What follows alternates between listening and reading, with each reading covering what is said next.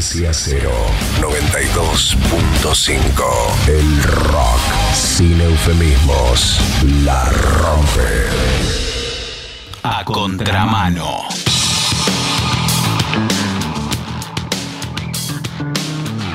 Es el segundo bloque y prepárate para que nuestro entrevistado estrella, José Castillo, te cuente algo así como un nuevo efecto mariposa, pero económico. Prestale atención.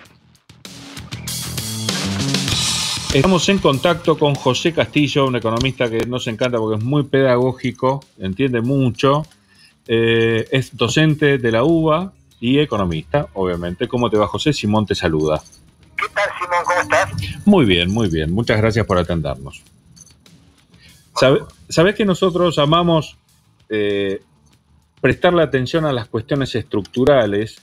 Así que, por favor, contanos, ¿cómo fue eso? ¿Cuándo empezó a tomarse la inversión sobre la comida como una herramienta habitual y qué consecuencias trajo para tu conocimiento? A ver, vamos a agarrar dos conceptos que son importantes. Uno es el concepto moderno de commodity, que quiere decir mercancía en inglés, pero que ahora vamos a ver que es algo muy muy específico, que es el momento en que algunos bienes empezaron a cotizar en bolsas internacionales y a partir de ahí empezaron a estar sujetos a toda una serie de mecanismos de especulación, como el dólar, como el oro, como otras mercancías que ya lo eran de antes, ¿no? Por ejemplo, el petróleo, el níquel. Hay un momento que es bastante nuevo, ¿no? Esto es bastante nuevo cuando se generaliza, que en particular en la bolsa de Chicago empiezan a cotizar el trigo, el maíz, la soja, empiezan a cotizar. Las cotizaciones internacionales que tenían que ver con el comercio internacional existían desde hacía muchas décadas, pero empiezan a cotizar de una forma distinta. Empiezan a tener precios a futuro, empiezan a ser un elemento más de especulación. ¿En qué momento nosotros empezamos a notar eso a escala global? Y esto es del siglo XXI, la verdad. Esto es del siglo XXI. O sea, otra cosa era que, por ejemplo, si en el siglo XX, a lo largo de todo el siglo XX y hasta te diría del siglo XIX, existía la cotización del trigo, por ejemplo. Subía el trigo, bajaba el trigo, eso afectaba al comercio de los países. Pero cuando uno preguntaba por qué subió el trigo, por qué bajó el trigo, en general tenía que ver con factores naturales, una buena cosecha, una mala cosecha, lo hacía subir, lo hacía bajar, y a partir de ahí iba más o menos moviéndose la cosa. En el siglo XXI, primer elemento, entonces, estas commodities, y me voy a referir precisamente a las que tienen que ver con alimentos, aunque no se coman ellas directamente, ojo. Estoy pensando en la soja, estoy pensando en el trigo, estoy pensando en el maíz, básicamente. Podría agregarle algunas secundarias, el cacao, el café, ¿no? Algunas que a lo mejor no tienen tanto efecto sobre la Argentina, pero también empiezan a jugar. En ese momento empezaron entonces a ser un factor especulativo mundial, y ahí se meten todos los grandes fondos de inversión a especular. Especulan comprando futuros, especulan comprando seguros, van a bajar, van a subir. Las hacen bajar o subir según la propia especulación, como si fuera una acción. José, muy cortito, muy simple, explícales a quienes nos escuchan cómo sería esto de invertir en algo especulativo. Muy a grosso modo, ¿cuál es la diferencia para que te entiendan? Es como que yo te dijera, bien, voy a especular con el trigo. Entonces yo digo, bueno, compro un papel, no el trigo, no compro trigo, compro un papel que dice que el trigo de acá a fin de año va a estar a, ponele, 40 la tonelada. Si de acá a fin de año está a 30 la tonelada, yo gané 10. Si está a 50, perdí 10. Es una especie de tómbola, ¿no? Ahora, si esto lo hago yo aisladamente, parece que estoy jugando en un casino. Ahora, Sí, lo hacen un montón de inversores de primerísimo nivel. En realidad lo que pueden terminar generando es artificialmente subir o bajar el propio precio. Claro, sí. A diferencia de lo que pasa en la bolsa, que, digo, en sus operaciones más esenciales y básicas, te daría la chance de vender más caro que lo que compraste una acción. Esto es como una novedad azarosa. Claro, pero de última también juega, también es un papelito, ¿no? Ahora, vos fíjate esto, ¿en qué momento nosotros notamos que esto terminó siendo terrible para los sectores populares en el mundo, para las clases trabajadoras? Cuando se produjo la crisis del año 2007-2008 y se hundió todo, muchos fondos especulativos que habían jugado a las hipotecas en el periodo anterior y que tuvieron que huir de ese mercado porque ese mercado se estaba hundiendo, entraron a jugar en la bolsa de Chicago con el trigo, el maíz, el cacao, generaron una suba infernal de los precios de los alimentos. Si vos te acordás, el año 2011, por ejemplo, cuando se produjeron todas las grandes rebeliones en el norte de África, que cayeron gobiernos. Sí, lo que fue llamado la primavera árabe, ¿no? La primavera árabe, claro, ¿no? La primavera árabe se produjo, entre otras cosas, por el aumento desmesurado del precio de los alimentos en esos países. Ahora, ¿y por qué estaban subiendo los alimentos? Por esta especulación internacional, por esta especulación que se había dado en ese momento en particular, donde del otro lado había gente que estaba ganando millones a costa de millones de personas que pasaron literalmente a morirse de hambre. Lo que pasó a valer el pan, por ejemplo, en países como Egipto, pasó a ser algo descomunal. Nosotros también lo vivimos en la Argentina, pero a lo mejor no nos dimos cuenta tanto. En esos países fue terrible.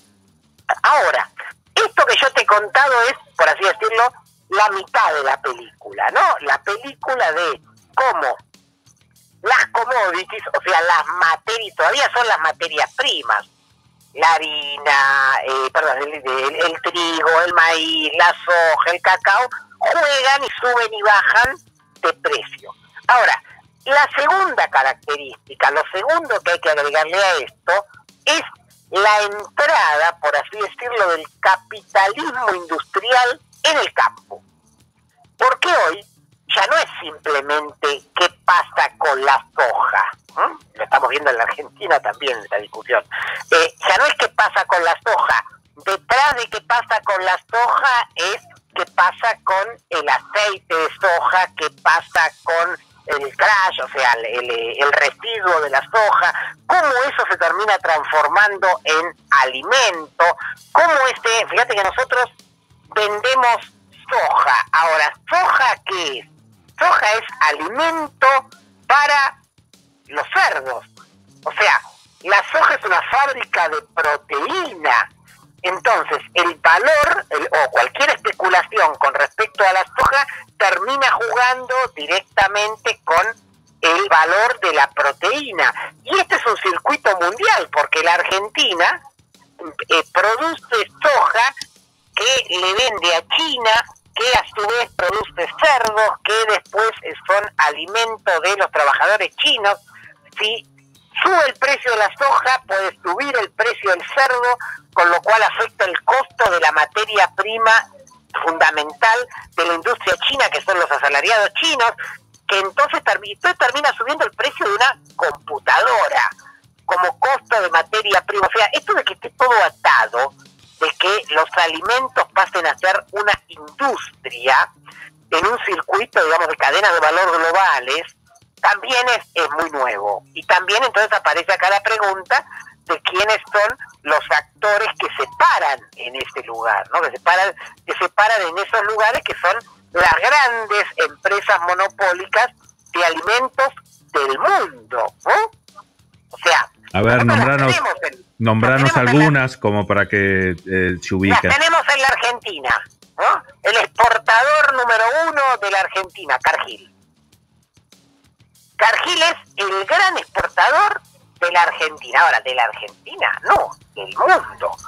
Costco es La Argentina, Cofco, es una exportadora que acumula soja y maíz, tiene un puerto propio ahí cerquita de Rosario y juega en el circuito de la exportación argentina. Ahora Cofco es un gigante de acumulación de alimentos en el mundo, que pertenece al Estado chino, así como Cargill, ADM, es las grandes acopiadoras norteamericanas, y tenemos a Bunge en Europa, a Dreyfus también en Europa. O sea, entonces ahí empezás a ver cómo empieza a monopolizarse ese mercado. Y un escalón más abajo vas a tener ya directamente a los grandes tanques alimenticios. Entonces decís, a ver, si queremos hablar de lácteos, y entonces vamos a hablar de Nestlé, vamos a hablar de Parmalat, si queremos hablar, ahí empiezan a aparecer ya por sectores los grandes jugadores internacionales ya de la alimentación en el sentido del producto empaquetado que nosotros conocemos. Argentina, por ejemplo, tiene Argentina, que es un gigantesco productor mundial de alimentos. Sin embargo, el mercado mundial, en ese mercado donde juega la primera división de los monopolios de la alimentación, solo tiene uno, que es Arcor. Arcor es un jugador de la Premier Liga de la alimentación, diríamos, de mitad de la tabla. Especializado, sí, por supuesto, en golosinas, ahí sube un poquitito en la calificación. Ahora, entonces, lo que te estoy un poco diciendo es, vos tenés, por un lado, el capital financiero especulativo, las bolsas, directamente jugando con las commodities y jugando con el precio de las materias primas de la misma manera que moviéndolas de la misma manera que las acciones, que el oro, que el petróleo. Después tenés los grandes acopiadores de esa materia prima y del primer proceso, de la primera fase de procesamiento, y después tenés un segundo escalón donde aparecen estas grandes transnacionales, ya de la alimentación particularmente, cruzadas de forma increíble en el mundo, ¿no? Si a esto le agregás un cuarto escalón, que es que el producto va a llegar finalmente a las personas, el alimento en concreto, hoy llega cada vez más a la persona a través de otro escaloncito más, que es el escalón de lo que se llama el retail, ¿no? O sea, las grandes cadenas de supermercados en el mundo. O sea, y ahí te pongo a un Walmart, te pongo a un Carrefour, también gigantescas cadenas. Entonces, vos haces todo este recorrido, y entonces decís, bueno, evidentemente el producto final, el alimento, digamos, no tiene absolutamente ninguna posibilidad no tiene nada que ver con lo que en otra época uno podía pensar, ¿no? Bueno, sale de la tierra y va a la persona con algún mínimo grado de elaboración. No, acá hay todo un proceso de rentas monopólicas en el medio, de movimientos gigantescos de precios, de apropiaciones enormes de ganancia, que hacen que, bueno, el consumo termine siendo, digamos, un escalón totalmente final, digamos, casi despreciable en esta discusión, ¿no? Sí, totalmente. Bueno, es fascinante en un punto, terrible, no ni hablar, pero fascinante el armado estructural de todas esas líneas. Yo leía que justamente cuando comenzaron, cuando analizaban dónde meterse, hacer sus inversiones, lo que veían era que el mercado en sí de la alimentación era poco elástico. Me pareció increíble. A ver si querés explicarlo vos, qué es eso de poco elástico, porque es de un cinismo importante, ¿no? Claro, el principio final es que la gente finalmente tiene que comer. Ese sería el principio. O sea, que subas o bajes el precio, claro. Es poco probable que haya realmente mucha merma en la producción, en el consumo. Uno podría decir, ¿cuánto vas a gastar vos en, no sé, un buzo de moda de la industria textil? Y la respuesta será, bueno, depende depende mucho del precio, y efectivamente si está muy caro nadie lo va a comprar, si está muy barato muchos lo van a comprar, depende también de la plata que tenga la gente, o sea los ingresos, esas son las elasticidades de las mercancías. Hay mercancías que, es el principio que decimos, ¿no? O sea, principio básico de la oferta y la demanda. Si sube el precio de un bien, la gente compra menos, si baja el precio, compra más. Esto es el principio básico. Ahora, de todos los bienes, no, hay algunos bienes que, aunque suba mucho, hay un límite necesario para la compra, y inclusive podríamos decir, aunque baje mucho, nadie va a comprar de más, ¿no? O sea, uno podría decir, por ejemplo, fideos, ¿no? Tenemos la dieta argentina, para que lo entienda todo el mundo, fideos, arroz, ahí tenés claramente un bien que en un momento determinado, más o menos se mueve dentro, la gente podrá enojarse si sube el precio, pero lo va a comprar, ¿no? Después habrá bienes que son un poquitito más elásticos, por ejemplo, la carne. Habrá bienes que, incluso si uno lo mira en las décadas, puede haber cambio de costumbre. O sea, la Argentina hoy consume menos carne que hace 40 años por un cambio de dieta, ¿no? Antes, hace 40 años, todo el mundo comía un bife por día, hoy no, porque se considera que no es saludable. Ahora, también hay un segundo hecho, que es que el argentino ha dejado de consumir carne porque es cara. Ahí sí hay un elemento de elasticidad.